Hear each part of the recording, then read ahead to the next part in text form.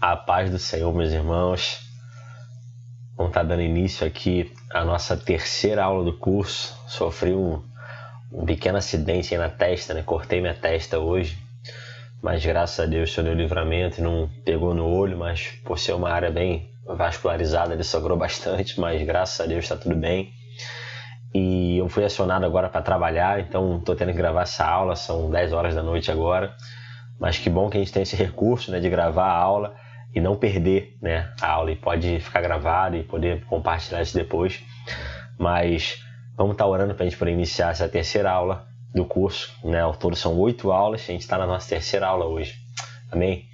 Senhor, nós te louvamos, Deus nos dirija, nos conduza e, sobretudo, Deus, assim como tu fizeste com o teu povo, Deus, se revela a nós, Senhor, se revela a nós como um Deus santo e soberano sobre nós, Pai, que, sobretudo, nós venhamos a nos separar de fato, nos santificar, Senhor, porque, como uma vez ouvi um servo dizendo, não há tragédia maior para o cristianismo do que um santo que não vive em santidade, Senhor. Por isso nós possamos corresponder, Pai, ao teu chamado, dado em Efésios ali, Pai, quando o Senhor diz que o Senhor nos predestinou, Pai, nos chamou antes da fundação do mundo para sermos santos e irrepreensíveis, Senhor. Por isso nós possamos corresponder, cooperar contigo e cumprir aquilo que nós fomos chamados a fazer, Deus, e sermos santos e irrepreensíveis, Senhor. Para que honremos o teu nome, para que o mundo veja o Senhor, para que o mundo contemple as boas obras, Pai, glorifique o Senhor, que é digno de glória. Em nome de Jesus, nos dirija nesse momento. Amém. Então, meus irmãos, vamos estar passando aqui para a nossa apresentação de slide já. E hoje a gente vai ler muito texto bíblico, e isso tem uma finalidade, né? Quando eu monto as aulas, eu sempre penso propositalmente em como montar o slide da aula, né? Teve até uma aula do Reino do Norte, que eu dei um curso sobre o Reino do Norte, tem cerca de 2 anos, e eu lembro que a aula toda foi os slides em vermelho, em cor de sangue, porque foi um reino de muito derramamento de sangue. Então a intenção era lembrar disso daí, né? Então hoje a gente vai ler muitos textos bíblicos, claro que vão estar todos nos slides aqui, a fim de que a gente entenda o princípio, né, estabelecido por Deus na figura, né, que ele colocou através desse utensílio que nós vamos falar hoje.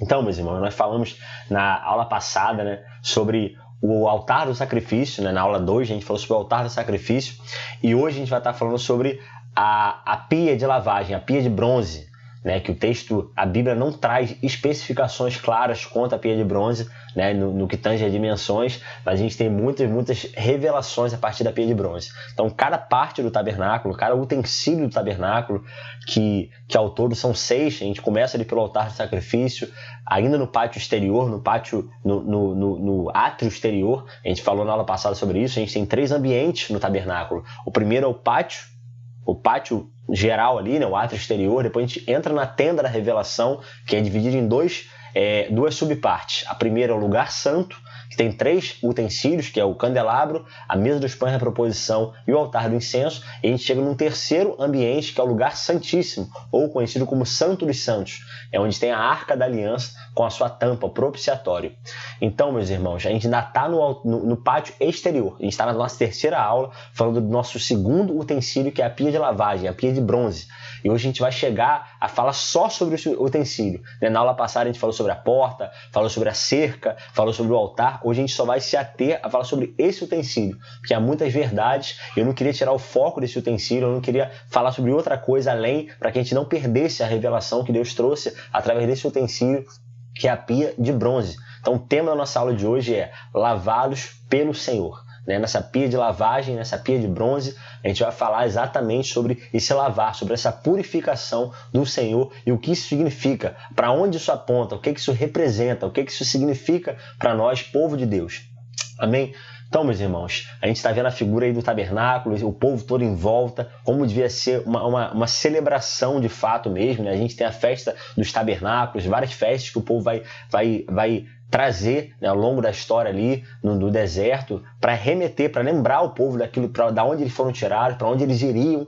E a única festa que é celebrada após, né, quando diz ali em Apocalipse, no capítulo 15, é a festa de tabernáculo, né, quando fala sobre o cântico de Moisés e o cântico do Cordeiro, o cântico de Moisés, que é dito ali em Êxodo 15, e esse texto de capítulo 15 de Apocalipse fala sobre o cântico do Cordeiro e o cântico de Moisés, aquele cântico que ele entoou ali na passagem no Mar Vermelho para o deserto. Moisés faz aquele lindo cântico, ele é entoado depois, ali em Apocalipse 15, vai ser entoado ainda, né, em Apocalipse 15. E, meus irmãos, a gente vê, né, que existe um caminho, existe vamos dizer, uma rota para que o cristão ande nesse tabernáculo, né? Então, isso tem um significado, existe um porquê disso acontecer, né? Os utensílios, eles não podem ser mudados de posição, ainda que o primeiro utensílio formado tenha sido a Arca da Aliança. Quando o homem entrava no tabernáculo, o primeiro utensílio que ele se deparava era com o altar do sacrifício, e após isso ele chegava à pia de lavagem, que era esse utensílio que a gente vai falar hoje, a pia de bronze. Então, tudo que era no pátio exterior, tudo aquilo que era acesso de qualquer homem, o pátio exterior, tudo ali era feito de bronze. Não tinha nenhum material de ouro nessa parte, apenas o bronze. A gente viu falando sobre os materiais do tabernáculo na aula passada. A gente falou que o bronze ele tem uma figura de juízo, um juízo sobre o pecado, um juízo sobre aquilo que separa o homem de Deus, que é o pecado. Nada, absolutamente nada pode nos separar do amor de Deus, nem morte, nem vida, nem tribulação, nem principados e potestades, nem o presente, nem o porvir, nada. Mas existe algo que nos separa do amor de Deus, que é o pecado, que somos nós mesmos. Aquilo que Isaías 59 vai falar: os vossos pecados, as vossas iniquidades fazem separação entre vós e o vosso Deus. Então essa parte, esse ambiente do átrio exterior, ele traz uma espécie de juízo sobre o pecado. Então é por isso que o primeiro utensílio que nós estudamos foi o altar do sacrifício, que era onde se entregava o cordeiro, entregava o animal para ser imolado, para ser morto em troca da culpa daquele homem, né? A gente entregava o animal inocente para morrer no lugar de um homem culpado. Então a gente remete isso aí ao Éden, quando Adão peca, Eva peca, e fala que Deus então sacrificou animais, né? Fez peles de animais, né? Claro que o texto não fala exatamente como foi morto esses animais, mas óbvio, para retirar a pele dos animais teve que se matar o animal. Então o primeiro sacrifício é feito no próprio Deus. Isso já apontava para o Cordeiro de Deus que tira o pecado do mundo, Jesus. E o segundo utensílio é a pia de lavagem. E quando a gente olha para a pia de lavagem, isso traz aquilo que tanto Levítico vai falar, quanto Deuteronômio vai trazer também, quando ele fala sobre a lei das impurezas, e ele fala que aquilo que é pecado é tratado com sangue, mas aquilo que é impureza é tratado com água. Renan, o que é a diferença de pecado e impureza? Por exemplo, matar alguém, né, assassinar alguém, ferir aquilo que os 10 mandamentos falam, não matarás, né, que essa palavra não matarás é não assassinarás, ou seja, matar voluntariamente alguém. Esse não matarás é um pecado. Isso é uma violação, uma transgressão da lei. A transgressão da lei é o pecado. O pecado é a transgressão da lei, como a palavra vai dizer. Agora, eu tocar no morto, eu estou pecando? Não, mas eu estou me tornando impuro. Então, a impureza é diferente do pecado. Por quê? O pecado é algo que eu faço de forma ativa, vamos dizer. E é como se a impureza fosse feita de forma passiva. Claro que isso não é uma regra, mas é como se eu não matei o animal. Eu não matei a pessoa, mas eu toquei no morto. Por exemplo, quando a mulher estava em período menstrual, se o homem tocasse na mulher, ele se tornava impuro. Então essa impureza, que não é um pecado, mas pode levar ao pecado, né, que seria algo menor, vamos dizer, ele era tratado com água, enquanto o pecado era tratado com sangue. Então essa diferenciação é importante da gente entender. E Deus quer nos livrar das duas coisas, tanto do pecado, que é tratado com sangue, que é julgado no altar do sacrifício, que a gente viu que é a figura da própria cruz de Cristo. Agora, Deus também quer nos livrar de toda impureza. E várias vezes na Bíblia Deus fala sobre pecado e fala sobre impureza, sobre a lavagem do coração, a lavagem das mãos, a lavagem dos pés. Quando a gente vê Pedro ali, Jesus está lavando os pés dos discípulos, no capítulo 13 de João, e Pedro fala assim: Senhor, não vem o Senhor me lavar, eu que tenho que lavar, o Senhor é o Senhor, eu sou servo. E Jesus fala assim: se eu não te lavar os pés, você não tem parte comigo. Então, ser lavado por Cristo nos torna participantes de Cristo. Então, isso é necessário. Então, essa pia de lavagem, esse caminho até a presença de Deus, né? A gente falou na aula passada que ele estava fechado. Quando o homem peca, Adão e Eva pecam, fala que Deus colocou querubins na entrada do jardim para guardar o caminho até a árvore da vida. Então, esse caminho estava fechado. E o tabernáculo significa exatamente esse retorno. essa volta ao Éden, esse caminho aberto até Deus, essa tipologia que apontava para esse caminho até a presença de Deus, né, mostrado na Arca da Aliança. E algo que eu queria falar ainda, né, antes de a gente ler o texto propriamente, é que quando a gente olha para as peças do tabernáculo, quase tudo no tabernáculo é sempre de madeira de acácia. A origem é madeira de acácia. E essa madeira traz a ideia da humanidade do homem. Toda vez que fala de madeira na Bíblia, está falando de humanidade do homem. Por isso que ele fala que serão como árvores plantadas junto a ribeiro. Quando está falando de madeira, sempre traz a ideia da humanidade do homem. Não é à toa que a Arca da Aliança, que representa o próprio Cristo, ela é de madeira de acácia revestida de ouro por dentro e por fora. Então, quando a gente falou dos metais do tabernáculo, o bronze significava juízo, a prata significava redenção. Não é à toa que o preço pelo qual Jesus foi vendido foi moeda de prata, José foi vendido foi moeda de prata, Oséias resgata a mulher dele por moeda de prata. Então, a prata simbolizava a redenção e o ouro simbolizava a divindade, aquilo que é de Deus, aquilo que é puro, completamente puro, que é o ouro, aquilo que tem mais valor, que é a divindade. Então é por isso que essa arca, a gente vai ver isso na última aula ali, ela é revestida de ouro por dentro e por fora, que assim como Cristo veio como homem, mas ele era 100% Deus. Então a gente ouve isso a vida toda, né? Ele é 100% Deus, 100% homem. E de fato ele era. Ele era um homem, completamente homem, porque nasceu de mulher, mas foi gerado pelo Espírito Santo. Ele não tinha o espírito de homem como Adão teve, mas ele tinha o espírito de Deus. Então foi uma outra semente que foi inoculada em Jesus, vamos dizer, né?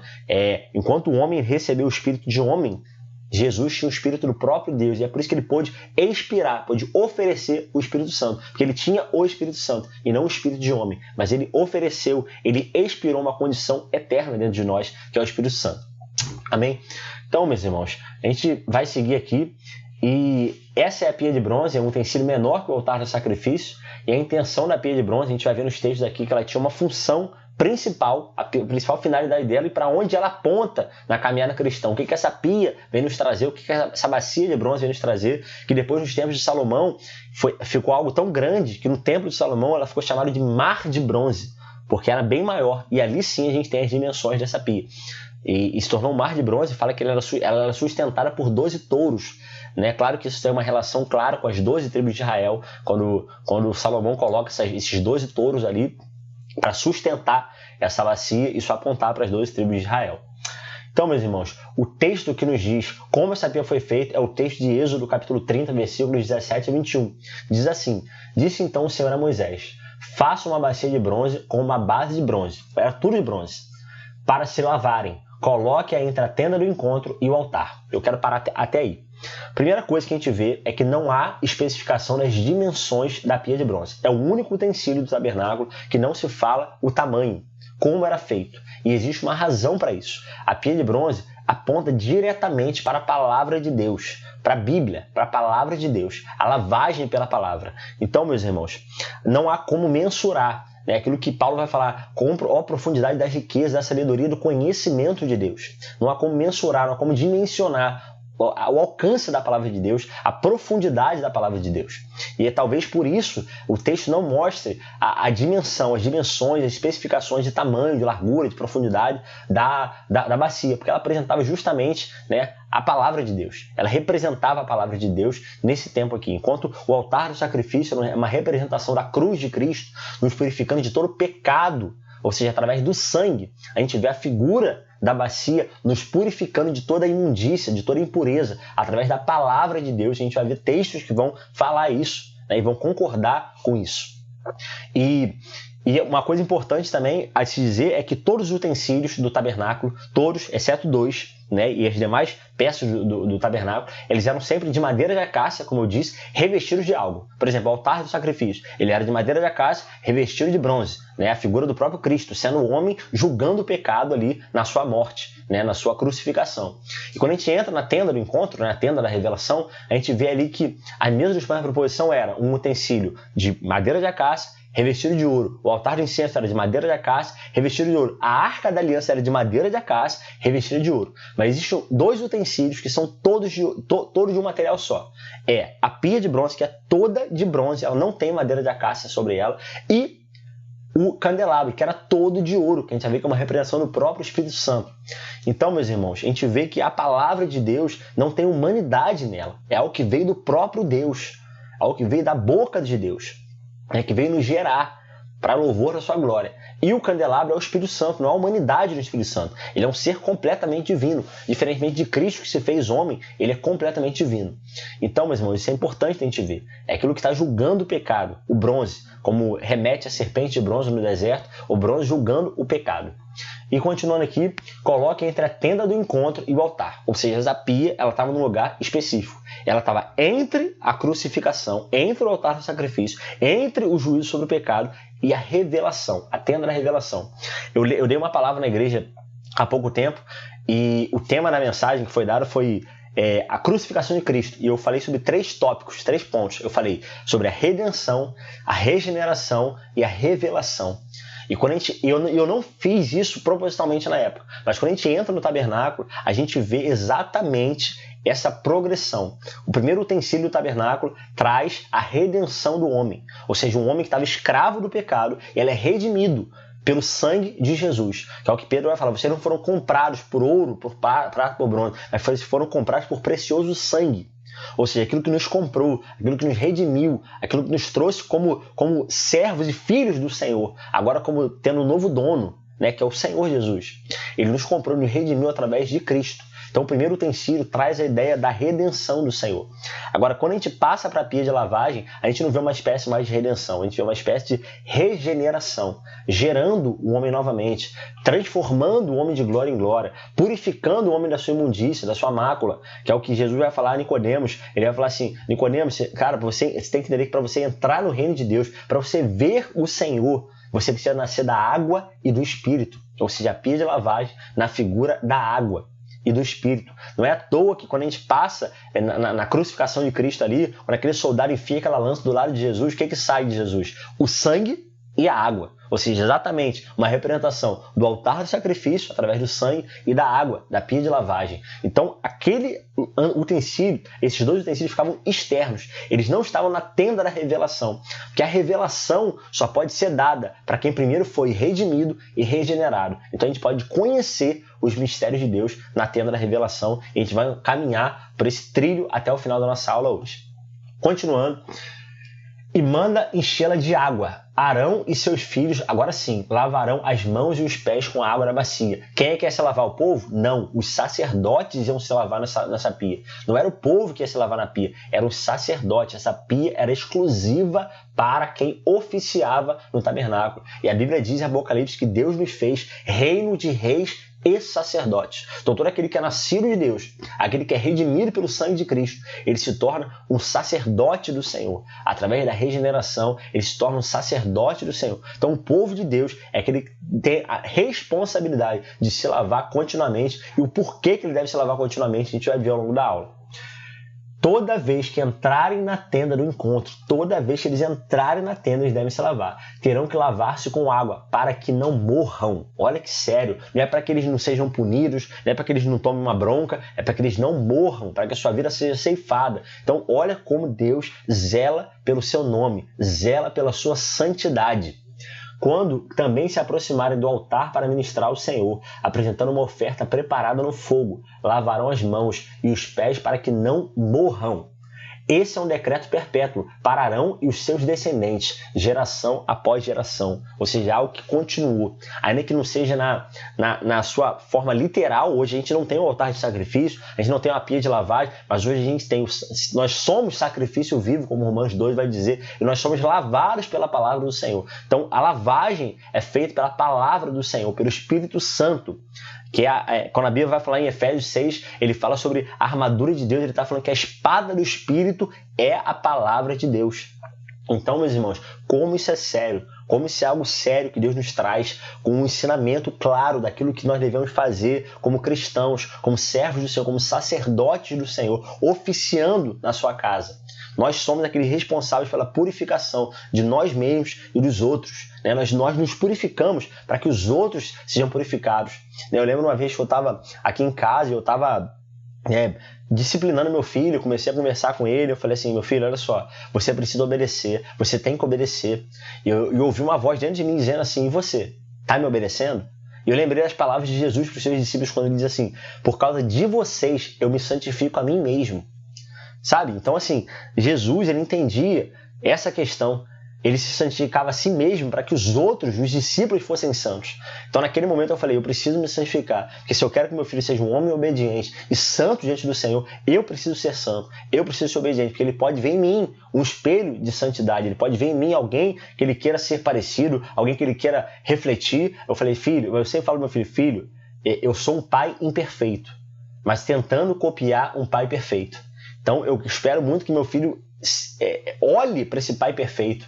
Mesmo que esse espelho, que é o pai imperfeito dele, esteja meio fosco de vez em quando, ele possa ter os olhos dele no pai perfeito dele, que é o próprio Deus. Amém? Então, meus irmãos, como isso é sério? Como isso é sério? Sabe por que isso é sério? Porque nós podemos gerar uma visão distorcida de quem é Deus para as pessoas. Às vezes a gente pensa que a gente se santifica só pra gente andar em obediência, só pra gente não pecar, e a gente não entende que, na verdade, aquilo que nós somos pode revelar quem Deus é para aquela pessoa. E a pessoa pode ter uma ideia errada de Deus. Imagina o seu vizinho falar assim, pô, esse é o Deus que ele aponta? É esse Deus? Porque ele está olhando através desse espelho. Você é uma lente de Deus. Você exala o bom perfume de Cristo. Então, se você está sendo mal cheiroso, né, com o bom perfume de Cristo, como esse testemunho, é isso que essa pessoa vai ter de contato.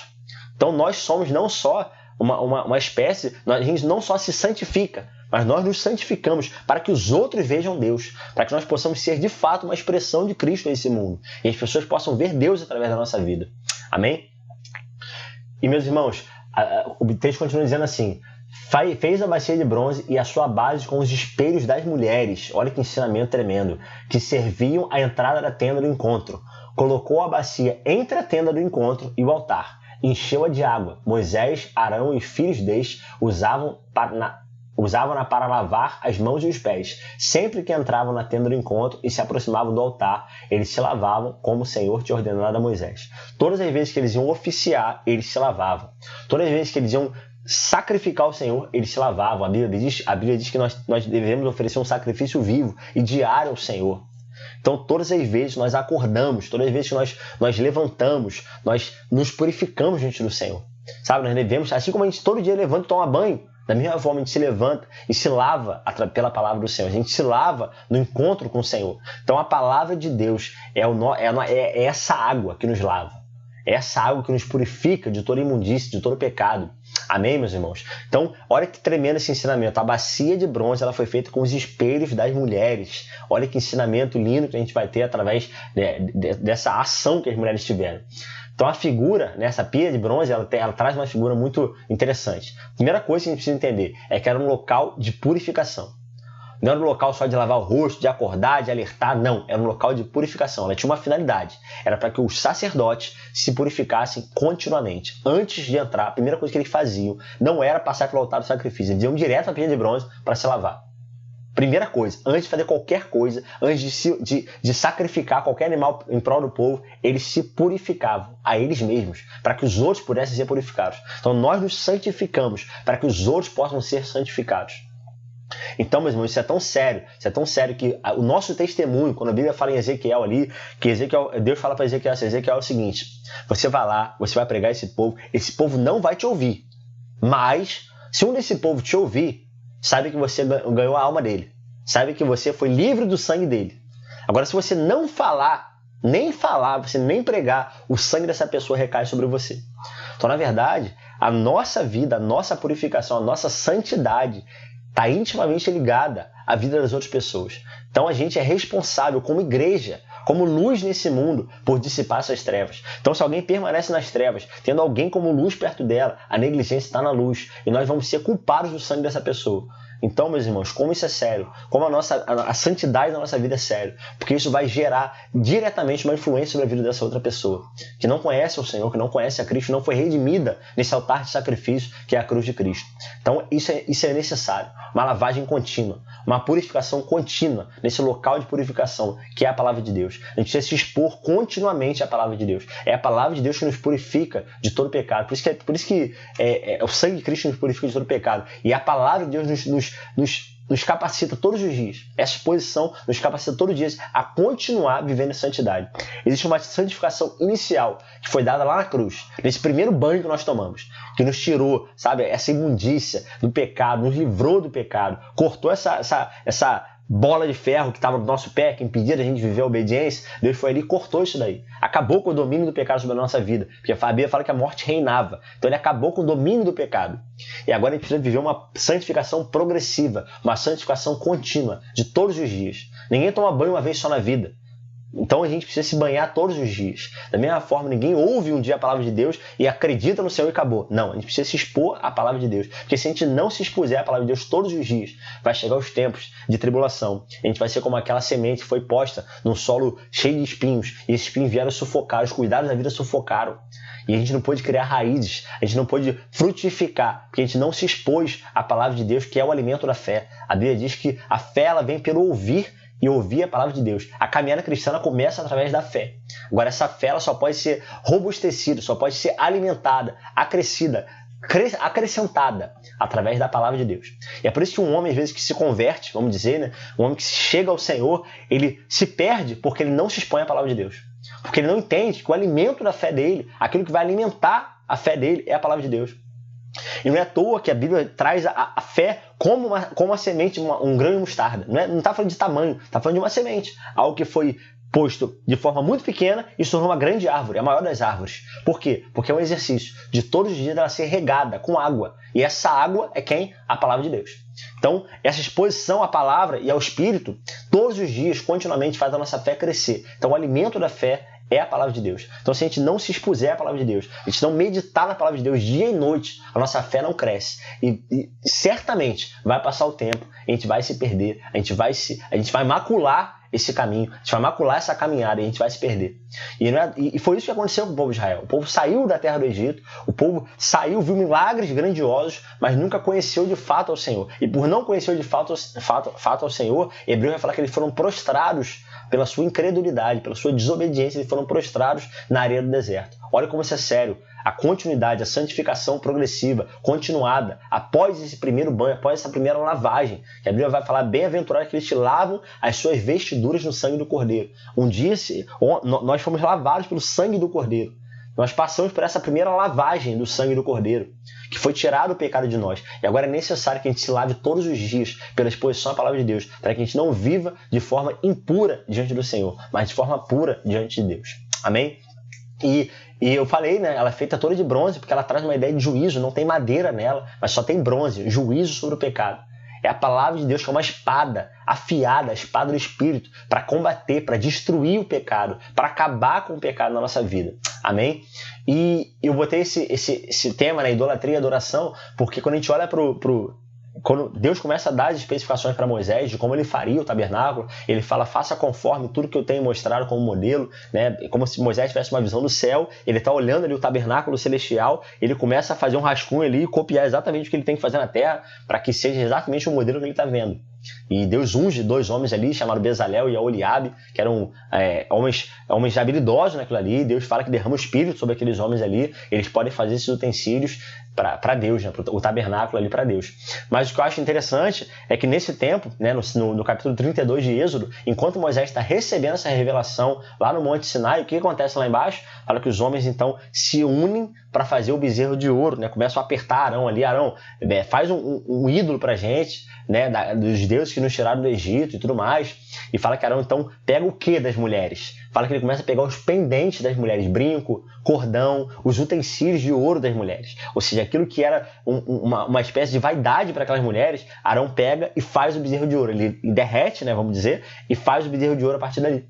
Então, em um momento, a gente está vendo, através do pecado, as mulheres pegando aquilo que seria a vaidade delas e derretendo para fazer um ídolo. E agora a gente está vendo ela pegando seus espelhos, aquilo que mostraria a beleza delas, entregando para ser feito o quê? A pia de bronze, o local de purificação, o local de santificação. Então, enquanto as mulheres, em um momento, entregaram os seus pendentes, a sua vaidade para a idolatria, agora as mulheres estão entregando a sua vaidade para a adoração. Elas estão abrindo mão de se verem para que o nome de Jesus seja conhecido. Elas estão abrindo mão de se verem a si mesmas, para que elas possam ser vistas através do espelho da palavra de Deus. Porque é isso que a palavra de Deus é, o espelho, que nos mostra quem nós somos. É por isso que a gente vai ver um texto falando sobre isso, né? Sobre Tiago falando isso, que o homem que não ouve as palavras de Deus, não as pratica, é semelhante àquele que contempla a sua face no espelho. Mas que logo se esquece dessa imagem, se ele não praticar, né? Se ele não continuar. Então não adianta eu olhar a minha imagem no espelho se eu não estou me purificando com essa água que está nessa bacia.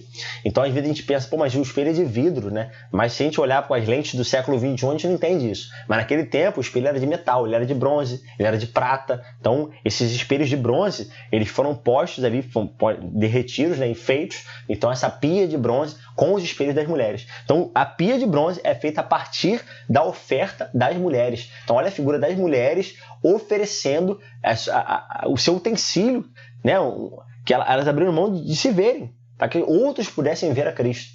Olha que coisa linda isso, cara. Olha que coisa tremenda. As mulheres abrindo mão de se verem para que outros possam ver a Cristo. E é isso que a Bíblia vai dizer, cara. Que ele quer se perder, esse se salva. Mas que ele quer se salvar, se perde. Então é entregando a nossa vida, é perdendo a nossa vida que outros podem ser salvos através de nós. Amém? E foi o que eu coloquei, né? O sacrifício da beleza. Né? Elas abriram mão da sua beleza para que outros pudessem contemplar as maravilhas e a beleza do próprio Cristo. Amém? E é isso que a palavra de Deus vai dizer em João 15:3. Vós já estáis limpos, vós já estáis, em algumas versões, lavados pela palavra que vos tenho falado. Então a palavra de Deus é o local da purificação, é o local da santidade. É através da palavra de Deus que ele pode nos purificar. É isso que Malaquias vai falar, que fala que no dia do Senhor ele viria como como fogo de ourives e como sabão de lavandeiros. Ele veio nos lavar, ele veio nos purificar de toda imundícia, de todo pecado, de toda iniquidade, de toda intenção de pecado. Ele veio nos lavar. Porque a gente pensa que é pouco, sabe? A gente pensa que, não, isso é pouco, isso não denigre tanto, isso não faz tão mal. Mas, meus irmãos, se a gente começar a entender que nós somos uma lente de Cristo, e se essa lente tiver uma mancha, essa visão fica distorcida para as pessoas. Então imagina, eu uso lente, né? Eu tenho duas lentes, né? Eu tenho minha visão muito ruim, né? Eu tive uma doença no meu olho, tenho uma doença no meu olho, eu perdi 90% da minha visão, então só tenho 10% de visão. Então se eu tirar minha lente, eu não enxergo nada, fica tudo embaçado. Agora quando eu coloco essa lente, eu enxergo as coisas. Agora, eu vejo claramente quando tem alguma coisa dentro da minha lente. Se eu estava com a minha lente, quando eu botei, eu falei, tem alguma coisa na minha lente. Por quê? Eu não estava conseguindo ver do outro lado de forma nítida. Então eu vi que ela estava com uma sujeira ali dentro. Quando eu tirei essa sujeira, tudo se tornou nítido. Então as pessoas podem ver Deus através da nossa vida. Então quando a gente não se purifica, quando a nossa vida está cheia de impureza, as pessoas vão ver uma figura de Deus distorcida. Olha a responsabilidade. Não é só de nos purificar, mas é permitir que as pessoas possam ver Deus como elas deveriam, como Deus realmente quer ser revelado a elas. Amém? Então, meus irmãos, sabe, que batalhemos, que a gente possa viver aquilo que Hebreus fala, que nós possamos suar sangue, sabe, combater até o sangue contra o pecado e não nos vender, e não macular essa santidade, para que o nome de Cristo seja conhecido. Amém?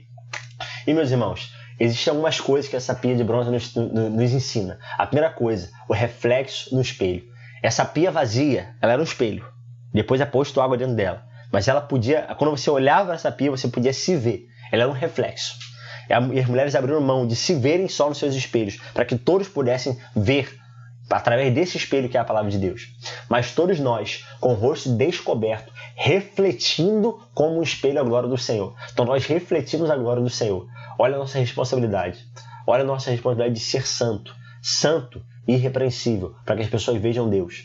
Somos transformados de glória em glória na mesma imagem, a imagem de Cristo, como pelo Espírito do Senhor. Nós somos transformados todos os dias. Cada vez que a gente se expõe à palavra, cada vez que a gente se expõe ao Espírito da palavra, não só a letra, mas ao Espírito da palavra, nós somos transformados pelo Espírito do Senhor. Existe uma coisa que foi posta dentro de nós, que é o Espírito Santo. E a gente vai ver que quando a gente entra na tenda da revelação, na tenda do encontro, que é a próxima aula, a gente começa a ver o Espírito nos governando, nos dirigindo. Mas assim que Cristo morre naquela cruz, ele inspira, ele coloca uma condição dentro de nós. Ele pode colocar uma condição dentro de nós, que é o Espírito Santo. Nós somos o templo do Senhor, essa morada do Espírito. Ele pode habitar dentro de nós, não como espírito de homem agora, mas como Espírito Santo. A gente vai ver isso um pouco mais para frente. Porque se alguém é ouvinte da palavra, olha que sério isso, e não cumpridor, não praticante, é semelhante ao homem que contempla no espelho o seu rosto natural, porque se contempla a si mesmo e vai-se e logo se esquece de como era. Então não adianta eu olhar para a palavra de Deus e assim, tem textos na palavra de Deus que a gente olha e a gente fala, não é possível, que é possível viver isso. A gente olha e a gente começa a se contemplar, porque a gente começa a confrontar. E quando a gente olha para a vida de Isaías, por exemplo, Isaías não teve só uma revelação da santidade de Deus, mas em olhando a santidade de Deus, ele viu a sua própria falta de santidade. Ele fala, ai de mim, que sou um homem impuro e habito no meio de um povo de impuros lábios. Então ele começa a ver a falta de santidade na sua própria vida. Agora, se Isaías tivesse tido essa conclusão, e às vezes as pessoas têm essa conclusão, eu sei que eu sou um pecador, eu sei que Deus é grande, mas eu só tenho essa convicção. E essa convicção, por si só, ela não me muda. É necessário uma entrega contínua à palavra de Deus para que eu seja mudado, para que eu seja todos os dias transformado. Então essa exposição à palavra é o que pode nos transformar. Sabe, a gente abrir a Bíblia ali, começar a meditar e falar assim, eu quero ser como essa palavra está dizendo. Eu quero abrir mão daquilo que eu sou para que eu seja como o Senhor é. E não mais a minha ação seja um reflexo da ação dos outros, mas a minha ação seja um reflexo da tua própria natureza, para que eu seja como o Senhor é. É isso que a Bíblia está dizendo, sabe? Que a gente possa ser transformado. Assim como esses homens se lavavam e se contemplavam naquela pia de lavagem, naquela pia de bronze, a gente pode olhar para a palavra de Deus e ver um reflexo de quem nós somos. E não só de quem nós somos, mas quem nós ainda não somos e devemos ser. Santos e irrepreensíveis diante do Senhor. Amém? E meus irmãos, continuando, essa é a palavra que nos gera. É essa palavra que nos gerou. Nós fomos gerados por essa palavra, sendo de novo gerados, não de semente corruptível, não foi da semente de Adão, não foi da semente que já veio carregada de pecado, mas da incorruptível, pela palavra de Deus. Meus irmãos, viva e que permanece para sempre. Não há lugar melhor para a gente se nutrir naquilo que é nosso início, o nosso ventre, aquilo que iniciou. Então nós fomos gerados na palavra. Então como é que a gente vai ser nutrido de outra fonte que não seja a palavra? Aquilo que nos gerou, é aquilo que tem que nos nutrir. Quando uma mãe gera um bebê, de quem o bebê toma os seus nutrientes? De quem o bebê se alimenta? Da própria mãe. Ele foi gerado no ventre da mãe e agora ele está mamando no peito da mãe. Mas a fonte geradora de vida continua sendo a mãe. Então, meus irmãos, nós fomos gerados pela palavra. E o local onde a gente deve se abastecer, se nutrir todos os dias é onde? Na palavra. Amém? Segundo a sua vontade, ele nos gerou pela palavra da verdade, para que fôssemos como primícias das suas criaturas. Sabe? Nos gerou através dessa palavra, meus irmãos. Ela é a nossa fonte, sabe? A fonte que a gente olha e a gente vê. Pô, é isso que Deus está dizendo, é isso que Deus quer que eu seja. Então, se a gente não conhece a palavra, a gente não sabe nem para onde a gente tem que ir, nem o que a gente tem que ser. Né? A gente ouve isso quando criança, que é o nosso manual de vida, e é mesmo. É aquilo que nos orienta, aquilo que nos dirige, que fala que nós temos que ser, aquilo que nós não somos e deveríamos ser. Isso é a palavra de Deus. É a espada afiada para fazer a separação entre o que é puro e o que é profano, entre aquilo que é santo e aquilo que não é santo. É aquilo que faz separação entre juntas e medulas, entre alma e espírito. Isso é a palavra de Deus. Ela aprofunda dentro de nós, sabe? E faz essa separação de forma a gente não se confundir. Porque se a gente não está exposto à palavra de Deus, as juntas e medulas até se parecem, mas elas não são a mesma coisa. A alma e o espírito até se parecem, mas eles não são a mesma coisa. E a única forma de diferenciar essas duas coisas é através da palavra. Porque se eu não tenho a palavra, eu vou começar a relativizar as coisas, eu vou começar a misturar aquilo que é santo com aquilo que não é santo. E eu vou fazer uma mistura que não é saudável, que não traz vida correta diante do Senhor. Então a palavra de Deus é essa espada afiada que separa todas as coisas. Amém? E meus irmãos, isso é tão tremendo que é o lavar do próprio Espírito Santo. E a Bíblia diz que do seu interior fluíam águas. E fala assim, isso aí se falava do Espírito Santo. Então, meus irmãos, o Espírito é essa água que nos lava, que nos regenera, que nos gera novamente. Olha só o que a Bíblia diz. Mas quando apareceu a benignidade e amor de Deus, nosso Salvador, para com os homens, não pelas obras de justiça que houvéssemos feito, mas segundo a sua misericórdia, nos salvou pela lavagem da regeneração e da renovação do Espírito Santo, que abundantemente ele derramou sobre nós por Jesus Cristo, nosso Salvador. Então, meus irmãos, eu falei anteriormente, quando passava-se pelo altar do sacrifício, esse sangue representando a própria cruz de Cristo, foi o local onde ele expirou, ele derramou o seu Espírito, através de Cristo, através do sangue de Cristo. E quando a gente olha para a biologia, por exemplo, a gente estava estudando sobre as células, a gente vê que existe algo que carrega oxigênio para as células, e é a hemoglobina, ou seja, o sangue é o que carrega oxigênio, ou seja, o sangue é o que carrega a vida, representando o próprio Espírito. E é por isso que fala que ele soprou gerou o espírito. Então, meus irmãos, da mesma forma que o sangue permite ar, oxigênio para toda a célula, para todo o corpo, da mesma forma foi o sangue de Cristo que permitiu o espírito habitar dentro de nós e trazer vida para esse corpo morto, para esse espírito morto. Que o homem, ele tinha, acho que para entender, eu queria perder uns 5 minutinhos aqui, investir uns 5 minutinhos aqui, explicando um pouco disso. Quando o homem ele é criado um corpo. Ele é criado um corpo. E sopra-se, então, um espírito sobre ele. Ele fala que o contato desse espírito com esse corpo gerou uma alma vivente. E por isso que a alma é uma alma imortal. Né? Aquilo que vai ser julgado. É a alma do homem. Só que quando o homem peca, o que morre no homem? É a alma? Não. É o corpo? Não. O que morre no homem é o espírito. Então agora o homem, ele tem uma memória espiritual, ou seja, de um espírito que um dia foi vivo e não está mais vivo. E agora essa alma é refém da carne. Então agora todas as vontades desse homem é diretamente serviu a essa carne, a esse corpo. Então, quando Jesus ele é criado, por isso que ele não é criado da semente de José, ele é criado da semente do próprio Deus. Por isso que ele é gerado pelo Espírito, porque ele tem um corpo, ele tem uma alma, mas ele tem uma semente espiritual de quem? Do Espírito. Então, ele não tem espírito de homem. Porque quando foi colocado no homem o Espírito, foi colocado um espírito de homem, e não o espírito de Deus. Foi colocar uma condição espiritual. E é por isso que Eclesiastes fala que foi posta a eternidade dentro de nós. Então todo homem tem uma saudade espiritual. Então todo homem tem uma necessidade de Deus. Ainda que ele fale que ele é ateu, que ele não acredite, mas ele tem a necessidade de acreditar em alguém maior do que ele.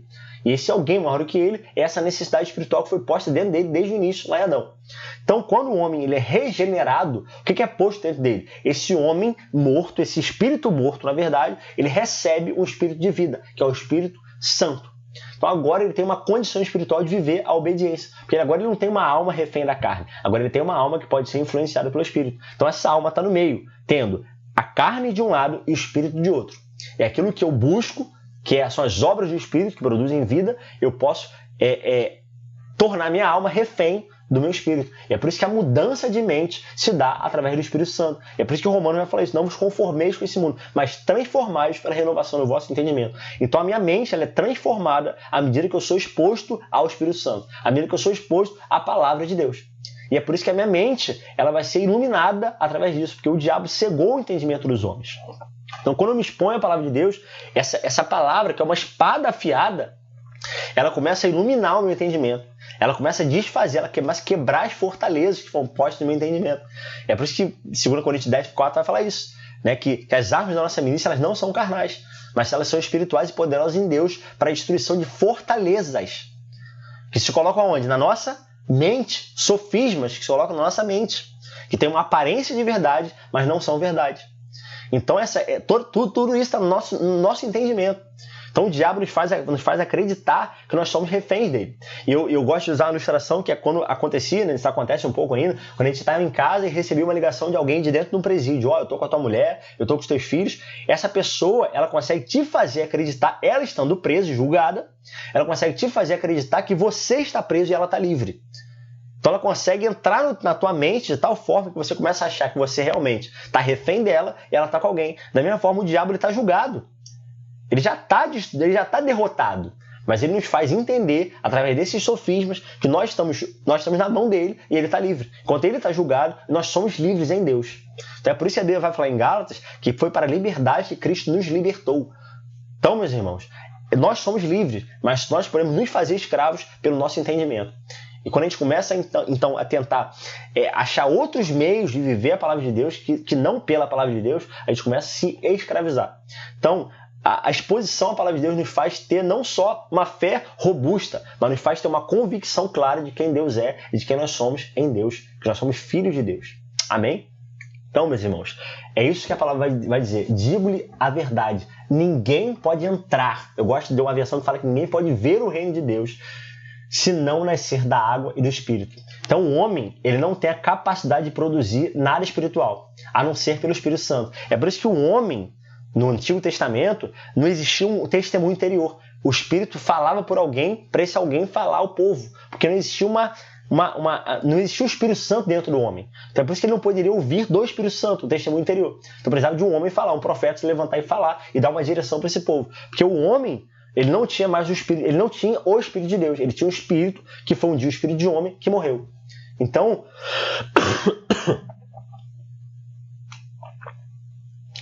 esse homem, Ele precisa de uma direção da parte de Deus. Agora, por isso que quando Deus fala para Nicodemos, ele fala: Nicodemos, você não está entendendo, cara. Para você entrar no reino de Deus, não adianta, você não consegue produzir nada espiritual. Por quê? Porque a tua carne, a tua alma está refém da tua carne. Então você só consegue produzir uma religiosidade. Você não consegue produzir espiritualidade. Porque tudo que começa no homem não termina em Deus. O que termina em Deus é aquilo que começa no próprio Deus. É por isso que Jesus ele é quem? O enviado de algum lugar que volta para algum lugar. A gente falou isso em outra aula, né? Que ninguém vai para o céu e ninguém vai para o inferno. Nós voltamos para o céu porque de lá nós nascemos e os homens permanecem no inferno pela falta de revelação. Então, meus irmãos, é isso que a Bíblia está dizendo. Ninguém pode ver o reino de Deus se não nascer de novo. Então, o que a palavra de Deus está dizendo, né, através dessa bacia de bronze, é a regeneração do homem. É o homem sendo gerado através do Espírito.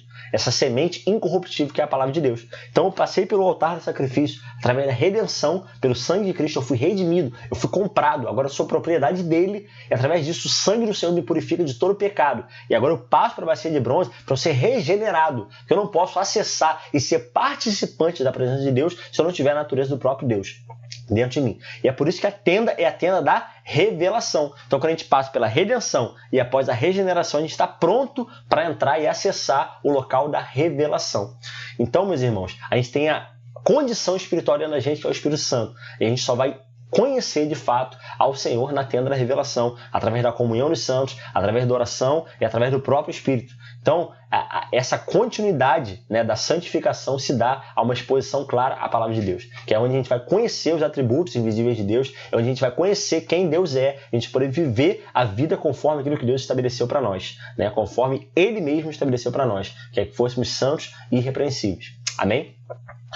Então, e o outro aspecto é que é exatamente aquilo que eu coloquei no início da aula, o caminho, a ordem dos utensílios, é o caminho para a revelação. Então não há como eu pular essas etapas. A primeira coisa que um homem precisa fazer é se identificar, é se apropriar do sacrifício de Cristo na cruz. E após ele se apropriar e se identificar com esse sacrifício na cruz, que alguém morreu no seu lugar, que alguém pagou um preço para ele, ele é santificado por esse sangue. E após isso ele precisa passar por um processo de santificação. E quando eu falo homem, eu falo principalmente de quem? Quem é que se purificava na bacia? Os sacerdotes. Às vezes a gente olha e pensa que é o povo de fora, do átrio exterior. Não, quem se lavava nessa bacia era quem? Os sacerdotes. É você, minha irmã, é você, meu irmão. Sou eu preciso me lavar continuamente nessa bacia. Porque se eu não me purificar, eu vou macular a santidade de alguém. Se eu não me purificar, eu posso impedir o acesso de alguém. É o que Deus fala, é o que Jesus fala aos fariseus. Vocês estão pavimentando o caminho do inferno. Vocês estão colocando as pessoas duas vezes no caminho do inferno. Vocês estão impedindo essas pessoas de entrar no reino. Vocês estão fechando a porta do reino de Deus para essas pessoas. Você tem noção do que é isso? Quando Jesus está falando que aquele que fizer tropeçar um desses pequeninos, melhor fora que amarrasse uma pedra de moinho e se lançasse no fundo do mar. Como isso é sério? Como a gente impedir o acesso de alguém à presença de Deus é algo sério?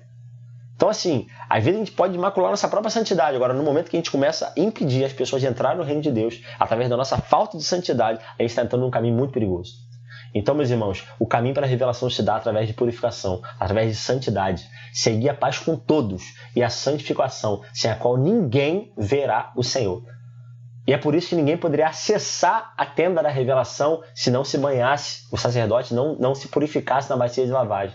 Ninguém pode ver o Senhor, por isso que a tenda da revelação significa tirar o véu. E o que tem ali entre a bacia de bronze e a tenda da revelação? Um véu, separando. E é isso que a Bíblia está dizendo. Quando eu falo revelação é o quê? É tirar o véu. Eu estou aqui olhando para a Bíblia sem entender nada. Aí eu começo a orar e Deus vem e tira o véu. Ele tira o véu e eu começo a olhar a clareza da palavra de Deus. Começo a ver, agora sim eu estou entendendo a palavra de Deus. Isso é tirar o véu. Isso é revelar. Porque foi para isso que Deus tirou o povo do Egito. Fala assim, eu vou levar vocês para eu habitar no meio de vocês e me revelar a vocês. Vou me fazer conhecido através do tabernáculo, através da minha revelação no meio de vocês. Bem-aventurados os limpos de coração, porque eles verão a Deus. Quem é que vai ver a Deus? Quem for limpo, quem for puro de coração. Então, meus irmãos, não é participar de uma denominação, não é fazer uma atividade na igreja, isso não vai te fazer ver Deus. O que vai te fazer ver Deus é ter uma vida santa. E requer santidade para entrar e santidade para permanecer e para continuar nessa caminhada. Existe um estágio de santificação inicial, por meio do sangue de Cristo, uma santificação progressiva que se dá pela uma continuidade, né, uma exposição à palavra de Deus, através das orações, através dos jejuns, todos os dias devotado ao Senhor, e existe uma santificação final, que vai se dar na glorificação, quando nossos corpos foram transformados, no abrir e fechar de olhos. E, meus irmãos, então não há como eu entrar na tenda da revelação se não for por meio da santificação. E por isso que a santidade, ela é a ponte para a intimidade. Existe um autor muito bom, eu gosto muito de ler os livros dele, que é um homem chamado John Bevere, que ele fala isso, que a santidade é a ponte para a intimidade. Então não há como eu acessar a revelação, não há como eu acessar os segredos do Senhor, se não for pela santidade. E é por isso, meus irmãos, que a Bíblia vai dizer isso no Salmo 24, fala isso, que o segredo do Senhor é para os que o temem, para os que o buscam. A eles, ele se dará a revelar a sua aliança.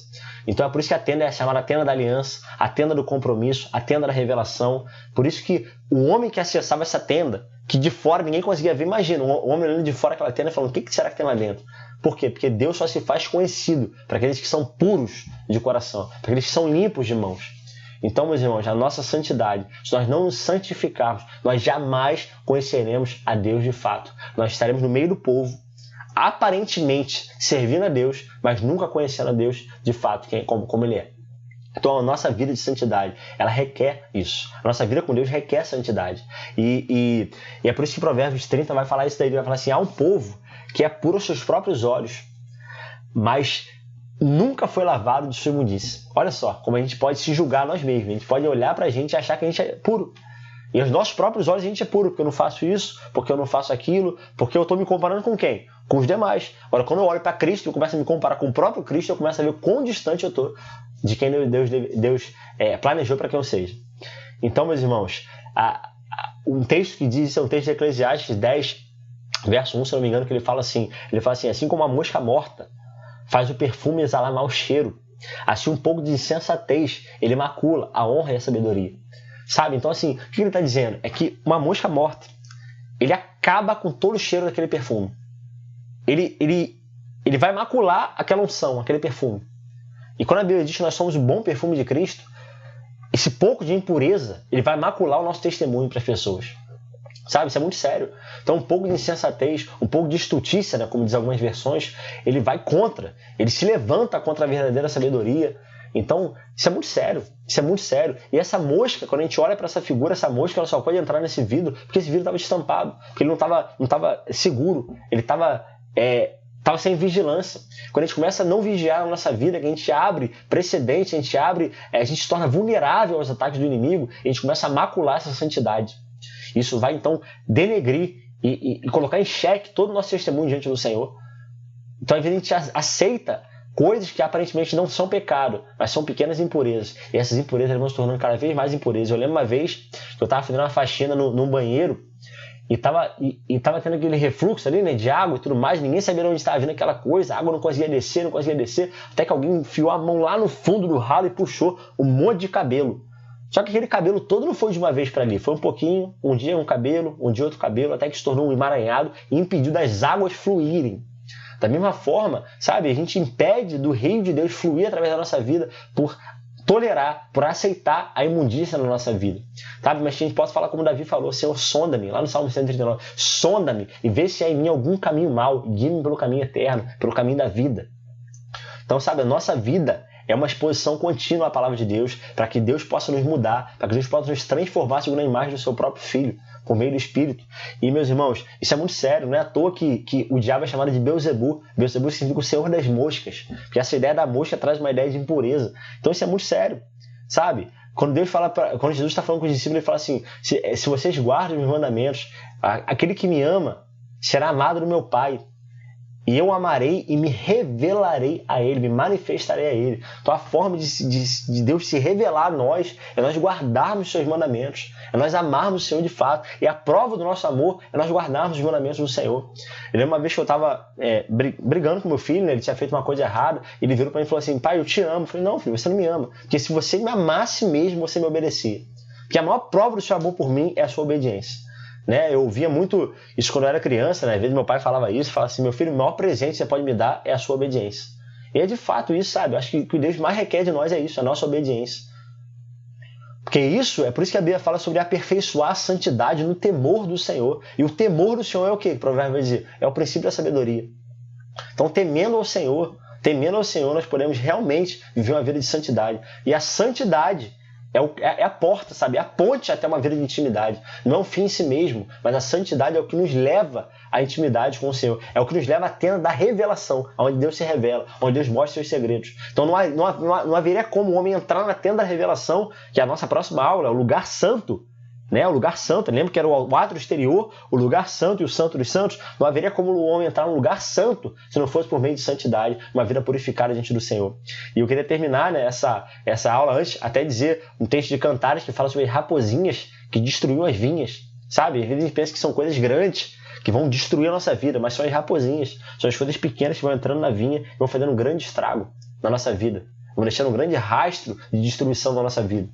E a gente acha porque a gente está numa igreja, a gente já frequenta uma igreja, uma denominação e faz aparentemente atos de justiça, mas na verdade às vezes só são atos denominacionais, só são ritos que não nos purificam. Porque o que nos purifica de fato é uma exposição à palavra de Deus, é uma exposição ao Espírito Santo, é uma vida de oração contínua, é uma vida de devoção ao Senhor. E isso sim pode nos levar a acessar a tenda da revelação. Isso sim pode nos acessar quem Deus é de fato. E conhecendo o Senhor, a gente pode acessar a vida de fato. Porque a vida eterna é esta, que te conheçam como o único Deus e recebam aquele que o Senhor enviou, Jesus. Então, meus irmãos, a vida eterna é conhecimento de Deus. Não é viver para sempre, não é ir para o céu, é conhecimento de Deus. Só pode conhecer a Deus de fato quem tem uma vida santificada diante do Senhor. Amém? E, meus irmãos, queria terminar com esse texto então que diz: quem subirá ao monte do Senhor? Ou quem estará no seu lugar santo? Você acha que Davi estava falando de quê aqui? Qual é a figura que Davi estava usando? O tabernáculo. Um lugar santo, que é onde a gente vai entrar na próxima aula. Aquele que é limpo de mãos e puro de coração, que não entrega a sua alma à vaidade, nem jura enganosamente.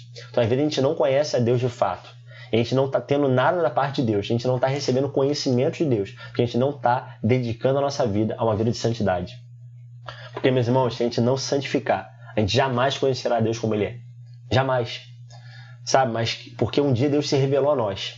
Um dia Deus nos salvou por meio do seu sangue.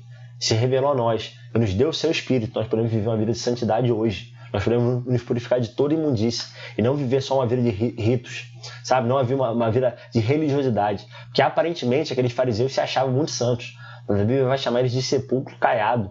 Por fora eles eram lindos, mas por dentro eles estavam cheios de impureza, cheios de podridão, sabe? Cheios de pecado.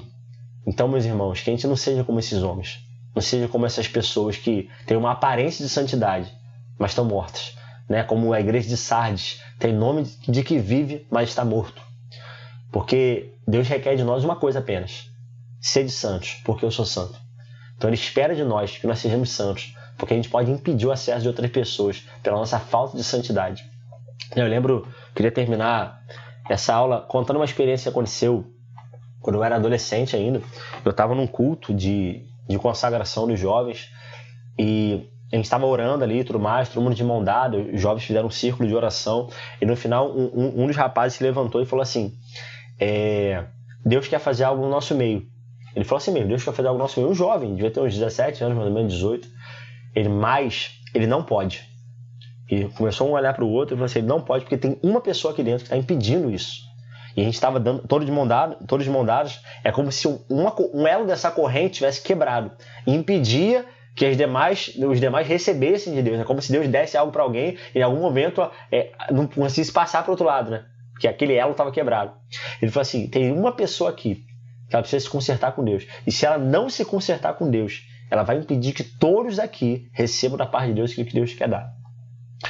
E foi assim muito tremendo, sabe? A gente estava orando e ninguém estava com aquele olhar de juízo, não, sabe? A gente queria salvar aquela alma, a gente queria, sabe, ajudar aquele irmão ali. E o menino levantou e falou assim: eu queria confessar um pecado, eu estou há meses vivendo um pecado de pornografia, eu não consigo sair disso. E a Bíblia diz que se a gente confessar os nossos pecados aos outros, nós seremos curados. Eu estou aqui confessando o meu pecado. E o que aconteceu após aquilo ali, meus irmãos, foi algo inesquecível. Já se passaram mais de 15 anos e até hoje eu lembro como foi aquilo ali. Foi algo tremendo, assim, foi algo tremendo que aconteceu naquela manhã. A gente começou a orar, foi um mover de Deus, a gente começou aquela sabe, foi a glória de Deus que desceu naquele lugar, quando aquela pessoa confessou o seu pecado.